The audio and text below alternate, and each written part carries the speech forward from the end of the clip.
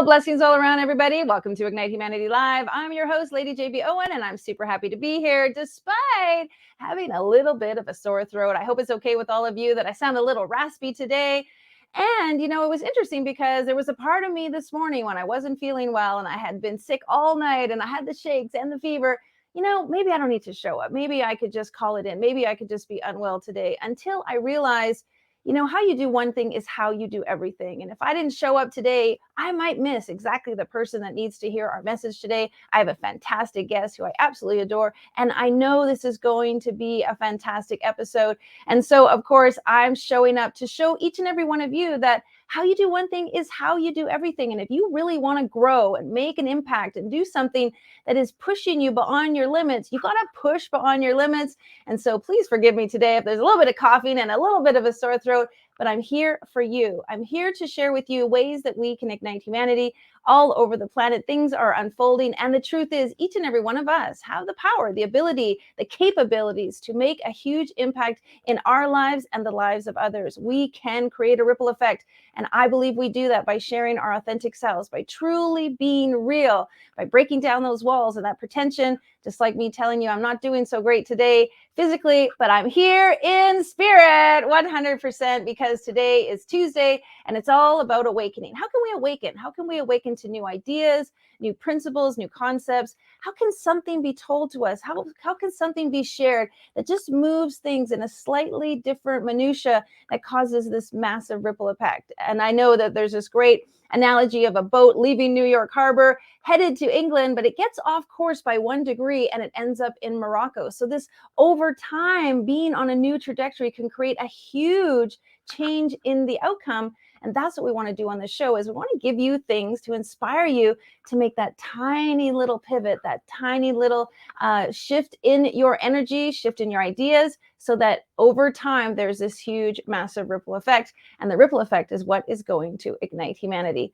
Well, we love coming to you every Monday to Friday. And if you're missing any of our episodes or you want to check out some of our other guests, please go on over to our platform, Ignite Humanity Live /watch, and you can see all of our episodes. They are 100% free and available to you. They're on our VOD channel. We do them on Facebook. We show them on YouTube. We make sure no matter where you are, you have access to this content, and we make it 100% free. It's my mission to make sure that every single person on the planet has access to the tools that they need to ignite their lives. And that's why we show up each and every day. And we're also helping kids in schools. We are very, very committed to building schools to ignite literacy and empower children. If you want to be a part of what we're doing, please go to ignitehumanity.life /donate. That's right. So the end of May, we will be traveling to Indonesia to build our first 2 classrooms in Lombok. We are so excited. The Ignite Possibilities Classroom of Hope and the Ignite Humanity Classroom of Hope. This has been a big initiative for us, and we want to thank all of our donors, and Classroom of Hope is our partner. They are building eco-friendly blocks made out of plastic, pulled out of the landfills and converted into these wonderful blocks that fit together to make these beautiful schools. And we are committed to this project. So if you want to help out, every single dollar buys a block. And so we would love to have you help us. All right, well, let's check out our first and amazing guest. Mr. Val Jon Farris is an award-winning author and leadership consultant to Fortune 100 companies around the world. For over 30 years, he has championed large-scale workforce transformation, as well as conducted personal growth programs for over 40,000 people. Val Jon is well known for his warm, anecdotal style and deep insight into personal sovereignty, freedom, and higher consciousness. The very first time we met, he actually showed me that he has a really cool program that he calls Ignite, and we call our program Ignite. And so the synergy between us is fantastic. Ladies and gentlemen, welcome Val Jon to the show. Hey, hello. Good morning, good afternoon, good evening, whatever the time is in your space. Yeah, it's beautiful, right? Because the beauty of the internet and the beauty of this show is that we can reach people all over the globe. And I want to share with you and say thank you publicly to everyone. When we first met, there were some really fabulous concepts that you awakened me to that I hadn't really heard before. Some things that you were talking about, a geocentric community, some of the things you learned from Buckminster Fuller, some of these new ideas about transcendence.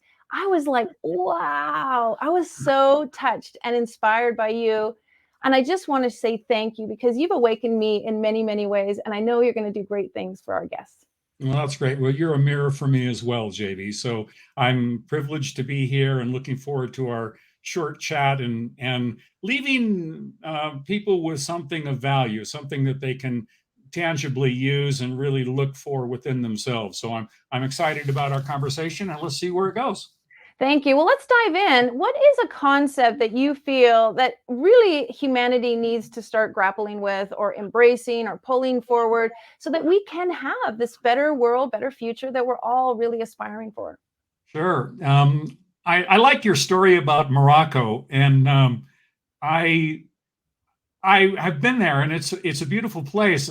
And also, I like the part about maybe being on the wrong boat and winding up in a different location, because this happened to me. I actually thought I got on the wrong ship to be able to go, and the fear that was there was very interesting because it led me to a place of, well, can I really trust the process of life? Can I trust myself? Can I trust the boat? Can I trust the destination? And I think for me, one of the biggest things that people can really open to, if they're willing to really look more deeply, is that the fears that we have are actually the vehicle that leads us to our own greatness and to our own strength. And the way we deal with fear either creates panic, and that's when Right. we fear our fear, or when we embrace our fear, it actually leads us into a deeper place where we become in more control and actually have more capability than we ever thought we could while we were afraid. I so agree with you. So a few years ago, I took my kids out of school and decided to travel to 11 countries doing charity work, just me and my kids, single mom. So many people were like, "Are you crazy? You can't do that." But I got into so many situations that I had to figure out how to get out of. I had to strategize. I had to, get on the bus, translate the languages, make sure I got off at the right place. And I tell people all the time, I felt like that trip really allowed me to put on my superhero cape and realize that even though you're afraid of something, you are your best advocate. And when Yeah. you push through your fears, you do deeply empower yourself, and those fears really dissipate. Yeah, it's really true. And that's one of the reasons why I respect and admire you so much is, waking up and having a sore throat and being able to speak about it openly and move beyond it, because I don't notice it at all. And I think Thank you. by the It's that fact that thing you you just turn on and you just go. Like you get so excited about the conversation. So thank you so much. And I love this community because I can be honest and vulnerable. I could show up and pretend, or I can say, like, folks, I'm just like you. We're going through the same stuff together. Exactly. And that's, I think, the thing that really kind of bonds us most is that it's not that we're comfortable with vulnerability, it's that we respect vulnerability, and we realize that it's a vehicle that can lead us to a deeper place within ourselves. And I think that, having spent 35 years in the corporate world working with Fortune 100s, I learned a lot from people, and also in my public workshops where people come to really take themselves on and press beyond their limitations. And what I learned is that there's a greatness and a strength that exists inside of all of us, and some of us are more in touch with it than others. And the process of getting to that stronger, deeper, clearer place requires that we be humble, that we be vulnerable, and that we're willing to share our authentic selves, whether we think we're great or whether we think we're terrible or whether we think we're less than or better than, to start with where we really are. Because when we can start with where we really are, we can get to where we really want to be. It's a really good point because sometimes I guess the ego comes in or the mirror shows up and we're kind of like, well, that's not me, or I don't do that, or that's them, or it's all about them. And it is really true that when you decide, like, okay, what's my role in this? How did I show up in here? How can I be different in this situation? You actually find out so many other possibilities. We talk about raising the consciousness of possibilities in one of our Yeah. first principles. But do you find that people are reluctant to take ownership over some of life's challenges because we've somewhat been conditioned to believe, well, that's been done to us and we can't do anything about it. The government has decided, or this is happening, or Yeah. we can't do anything. Can you speak to that, because you've Yeah. been so inspiring that we have the power to transcend change? bend reality in our own existence. Yeah. Well, the circumstances in life can be everything from very challenging to terrible to troubling to wonderful. And the circumstances are always going to be what they are. The, the real power, I believe, is in not resisting the circumstances as they're showing up.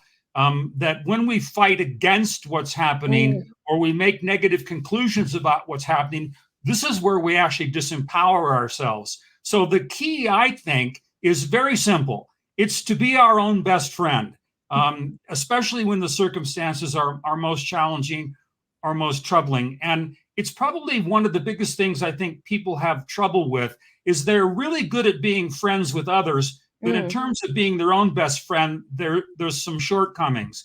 And it has to do with self-criticism, with judgment. It has to do with comparing ourselves to others. It has to do with fooling ourselves into thinking that we don't have the power to intervene into the circumstances that we have and begin to slowly shift them into the circumstances that we really want. Do you have some tools that you suggest to people? Because I've often said, people have asked me, like, how, do you achieve your success?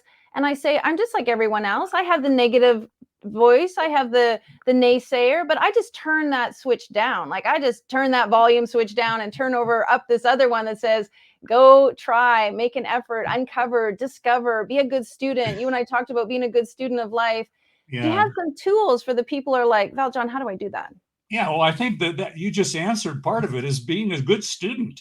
I may have taught a lot of people over the years, but really, I have never forgotten to be a really good student because only good students can be good teachers. And Right. the more I'm willing to learn, the more people can learn from me. And the other thing is, we get so caught up in our status or in our circumstances, and we either think we are somebody very special or we think we're nobody and not enough. And both of those are very extreme because somewhere in the middle, I think, is the reality of who we are, which is that we're human beings.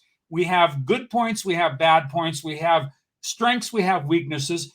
But what all of us can do, and I think one of the most fundamental tools is, like I said, to start where you are. If you're feeling bad, go ahead and feel it, but don't just stay stuck there. Move on up into the next space because life is really about movement. And whether you're moving up or down or sideways or forwards or backwards, it really doesn't matter because it's really a full circle kind of process where the worst things that have ever happened to me in my life really later became my own best blessings. And I think trusting the process is another very important tool, that when we can trust that what's going on for us may seem terrible or challenging or awful in the moment, but there's a plan going on. And I'm not suggesting that it's always going to turn out better because that's not always the case, but it's always going to turn out exactly the way it does. And we have the opportunity to be able to be with what is exactly the way it is. And inside that what isness, there is a powerful sense of joy and gratitude and belonging and placement that can't be replaced by any kind of tools or process that one would ever try to teach themselves, because it already exists deep inside of all of us. All we need to do is be willing to step aside, push our ego aside and say, come on out and show yourself to me and show yourself to the world. I love that so much because the isness, and I've talked about this, the isness or the oneness is really, it's like the universe. If you're not getting it, if you're not realizing, the universe will kind of smack you upside the head and give you another thing and like one more time, and oh, you didn't get it the first time, let me even like up the ante.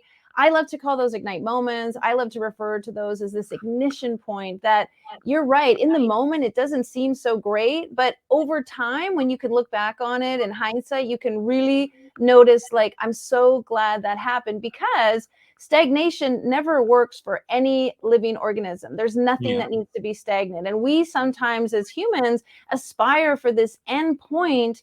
thinking like, and I get there, I'm done, I'm good. But it really isn't, because then the next thing unfolds and the next thing. Can you share how, this idea of evolution is really fundamentally encoded in us?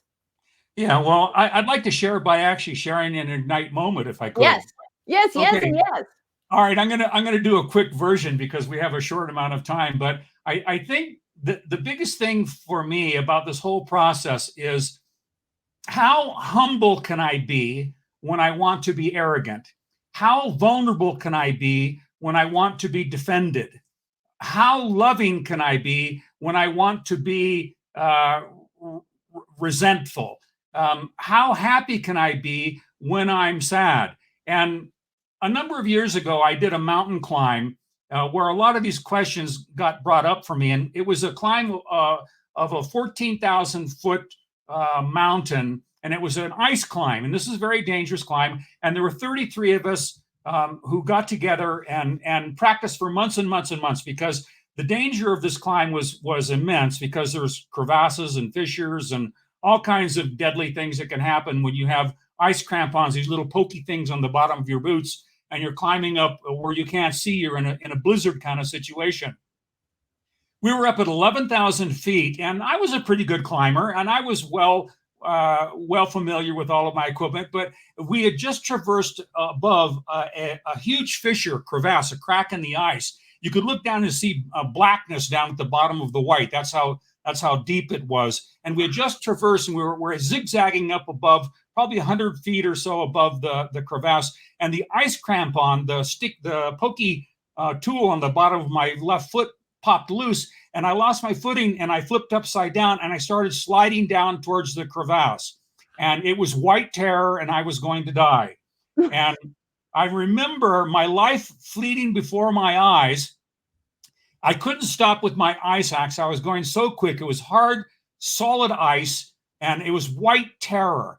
And all of a sudden, something smacked on my back, and something felt hard. It hit against me. And my climb team, 6 of my climbers that were down below me, made a human net, and they caught me about 5 feet before I careened over the edge into the crevasse.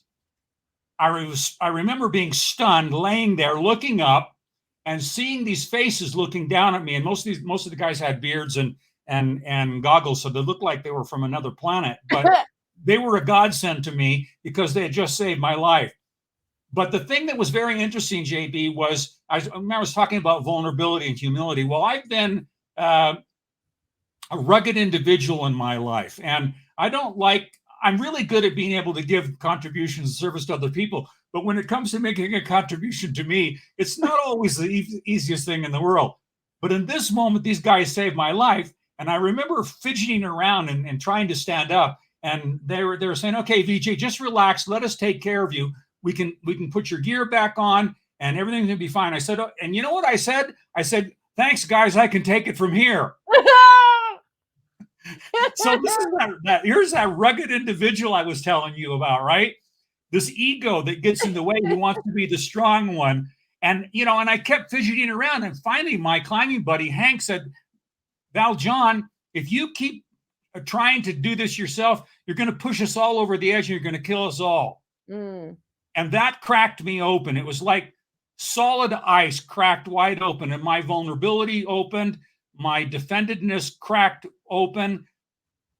And I noticed in that moment that if I kept doing what I was doing, I was going to kill these people. And that was enough for me. And it really was an Ignite moment where the flames of humility and the reality of being open to people supporting me burned who I was not away. And it dropped like melting ice down onto the snow and into the abyss. And I relaxed and let these people save my life. And what when I looked into their faces, JB, what I saw was all the people in my life who've ever tried to help me, and how defended I've been, and how much I didn't want to receive their support because I didn't want to be a burden to them. But the truth is, I didn't want to feel obligated, and I didn't want them to see the weaknesses that I had underneath the strength.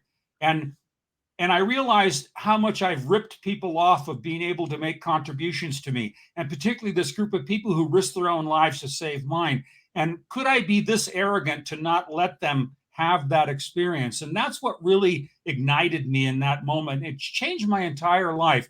And I remember they stood me up, and just how men hug each other. They hug each other like orca whales. And so there's this joy that happened. And the real ignite moment happened at 14,119 feet at the summit of Mount Shasta. And I remember under the Northwest Crag, there's a register book.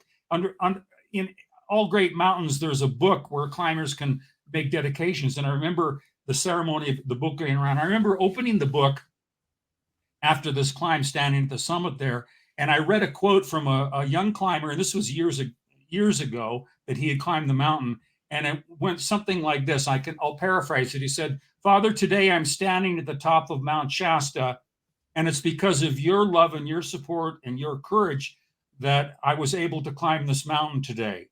And although you lost your legs in the Korean War and you were never able to stand beside me as you were supporting me, Father, today I want you to know that I climbed this mountain for both of us. I love you with all of my heart and all of my soul, your son, Michael."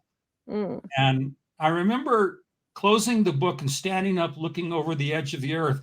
And it brought me it ignited tears in me, but they were tears of joy and gratitude and appreciation, and tears of humbling myself and making a vow that for the rest of my life, I was going to do my best to be open, to let people support me, and to show my vulnerability, because there's strength when we show our vulnerability. It shows that we're human and that we're not better than anyone else, and that all of us can struggle, but we can all climb together, and we can all let each other support each other. We can all do something to allow people to make the contributions that we're all here to really make.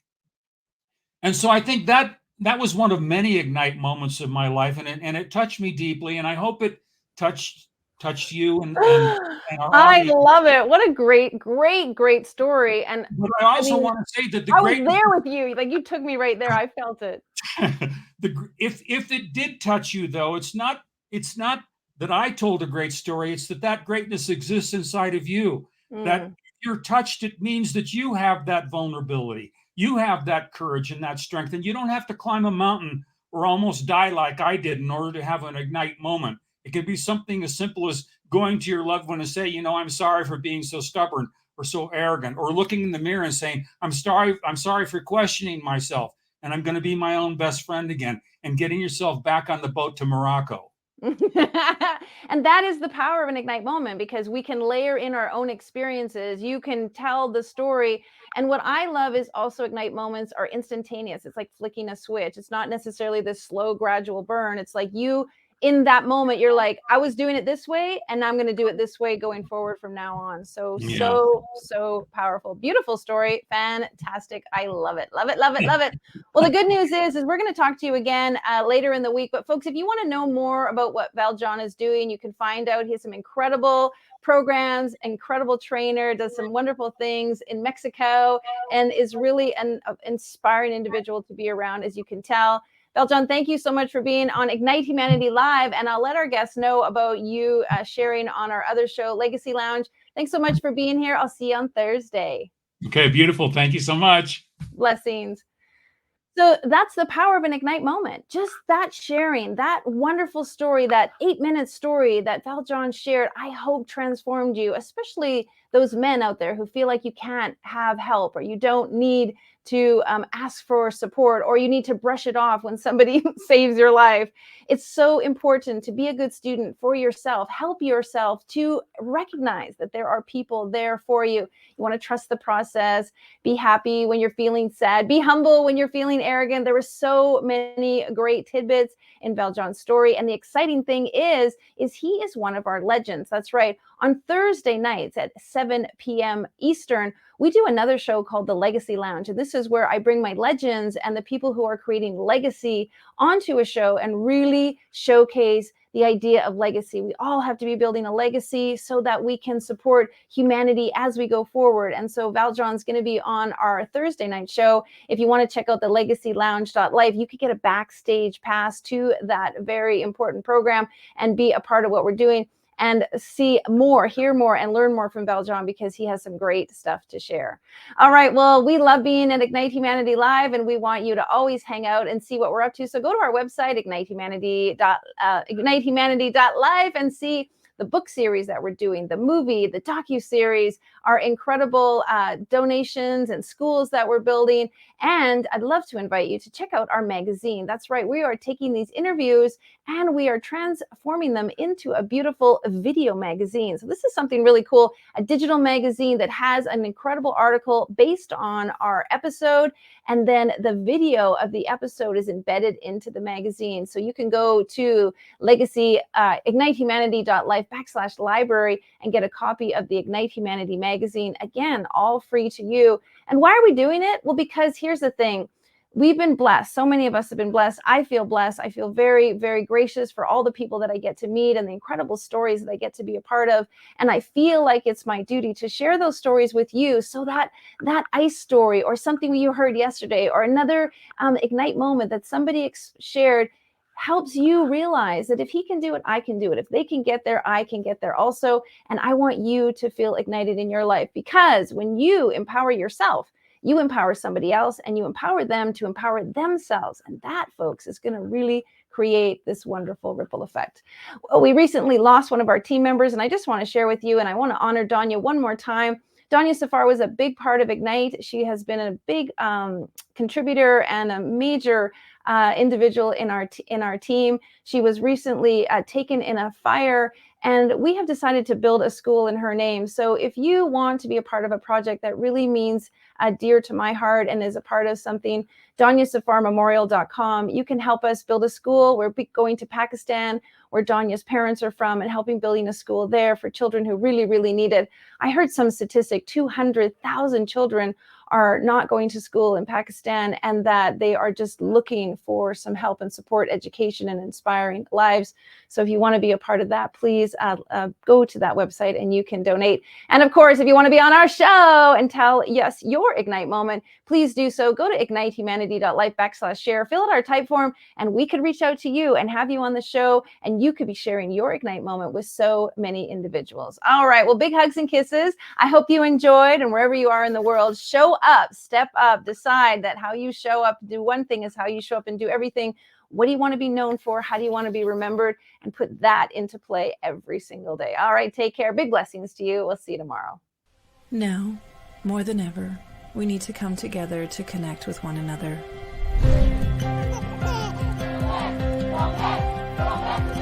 We need to feel the truth in who we are and let go of everything that's happened in the past. We need to empower every person on the planet and awaken hearts, enliven souls, come together, laugh, play, rejoice, connect, create, and love.